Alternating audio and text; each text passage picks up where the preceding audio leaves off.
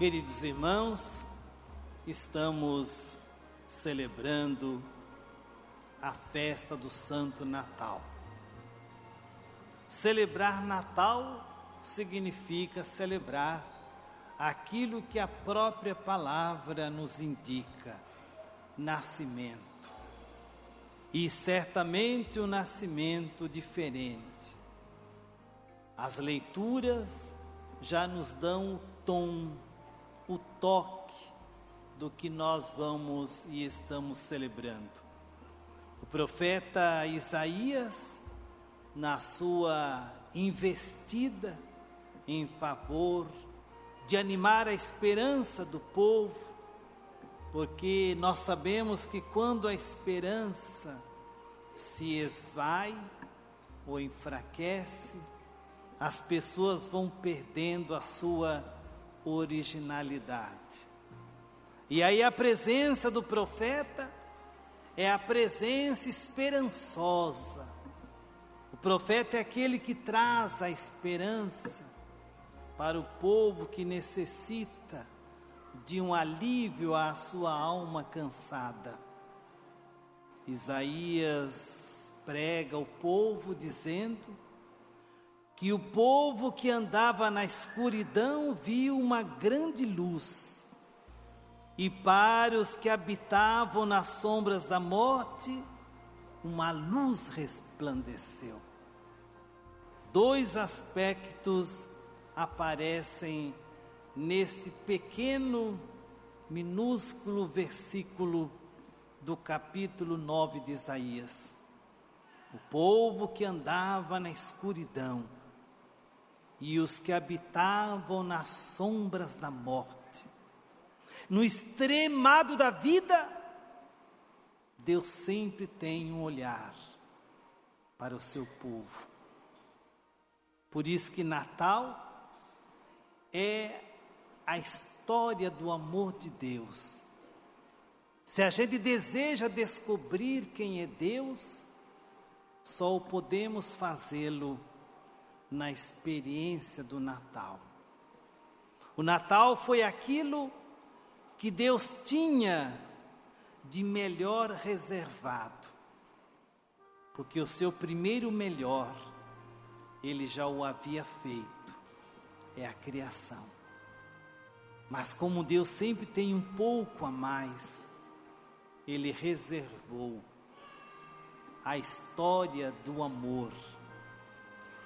E São Pedro Crisólogo, um padre da igreja primitiva, diz que o amor não desiste perante o impossível e não desanima diante das dificuldades.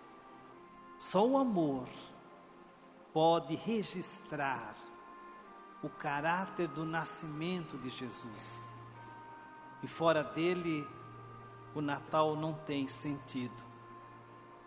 O amor, ele ignora as leis e não tem regra. E ele desconhece medidas. Tudo aquilo que no projeto do nascimento de Jesus e tudo aquilo que envolveu o nascimento histórico de Jesus foi tudo contra a lei, contra regras e contra medida. Porque quando nós queremos colocar leis, regras e medidas a Deus, certamente Deus acaba não funcionando mais no nosso meio. Por isso que Deus tem violado todas essas regras, porque Ele é naturalmente a lei, a norma e a medida. Por isso que Santo Agostinho, depois de muitos séculos, vai dizer que a única medida que nós temos na vida é a medida do amor. E quem não ama, não vive. É o amor que determina a nossa existência. Por isso que o nascimento de Jesus é a história do amor de Deus e de como Deus se revela e se revelou na história. O que motiva a celebração do Natal, certamente, são duas coisas simples. Primeiro é a palavra de Deus. É na palavra de Deus que eu busco a compreensão para o mistério que nós celebramos. E a segunda é a história humana.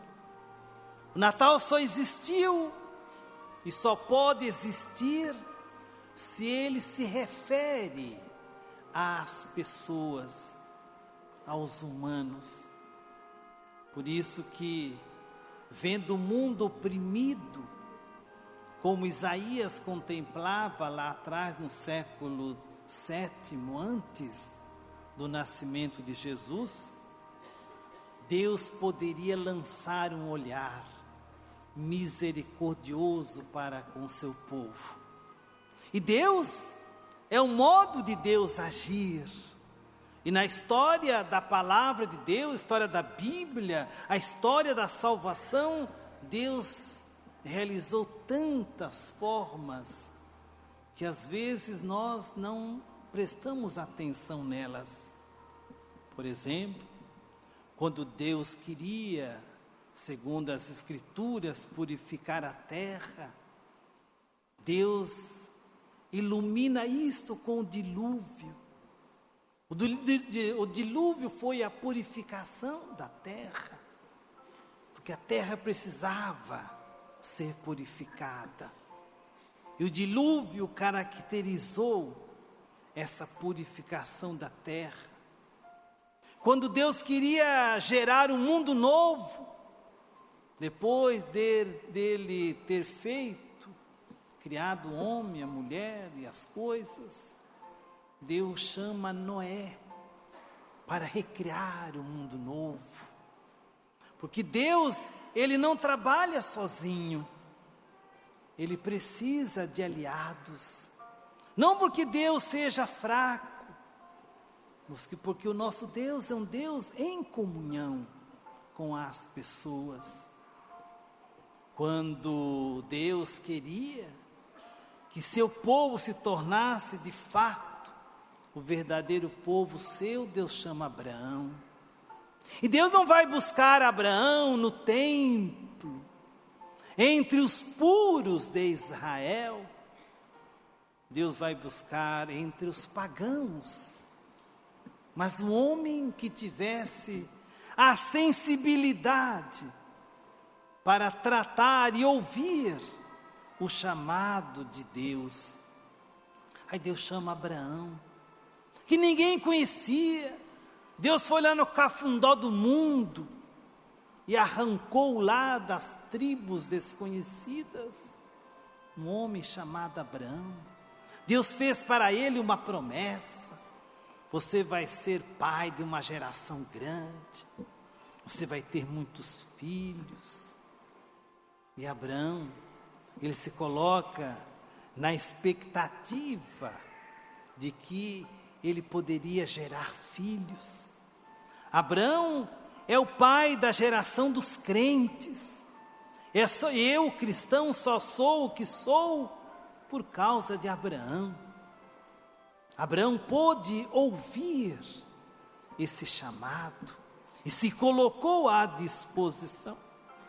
Quando o povo caminha às margens, na opressão dos egípcios, porque o povo não tinha sido fiel na proposta de Deus, Deus chama quem? Moisés. E Moisés vai lá no Egito. Aliás, Moisés já estava no Egito. Como Deus agiu na vida do seu povo. Às vezes nós queremos um Deus que faça muitos milagres imediatistas. E quando você lê a história da salvação, contemplando a figura de Moisés, a gente fica perplexo, como Deus é lento para agir. Mas a lentidão de Deus não é uma lentidão sem fruto, é uma lentidão que dá fruto, que produz. Toda a história que as Escrituras montam monta sobre Moisés é para nos trazer de volta a esperança do povo. E Deus arranca daquele homem, não é? Desse Moisés, e Deus fez através de Moisés algo que estava faltando no povo, era o afeto humano. Moisés é o homem que se compadeceu do seu povo. É assim como Deus age. No Novo Testamento, Deus age através de João Batista, aquele jovem que larga tudo, que teve uma vida disciplinada, que vai para o deserto, fazer o que a gente não sabe. Mas certamente ele foi encontrar no deserto o seu horizonte perdido, que na vida nós temos alguns horizontes que se perdem. Então nós necessitamos do deserto para nos purificar.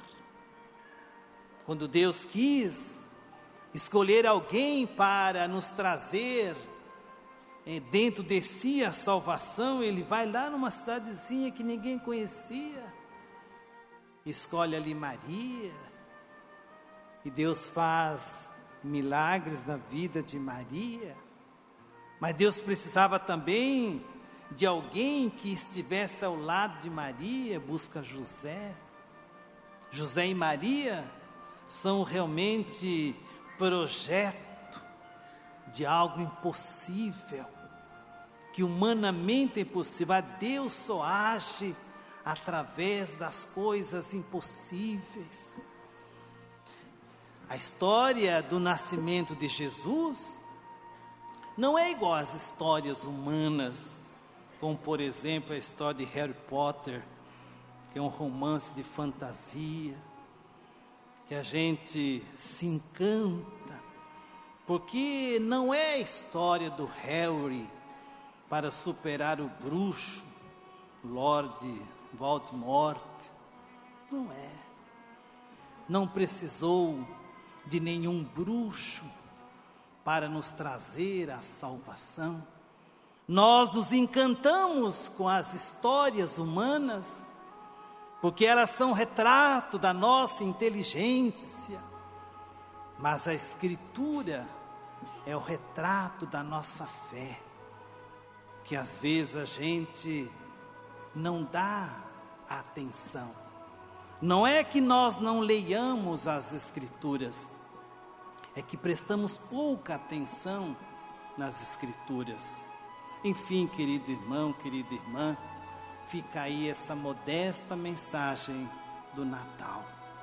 Natal é recuperar o amor que Deus tem por nós.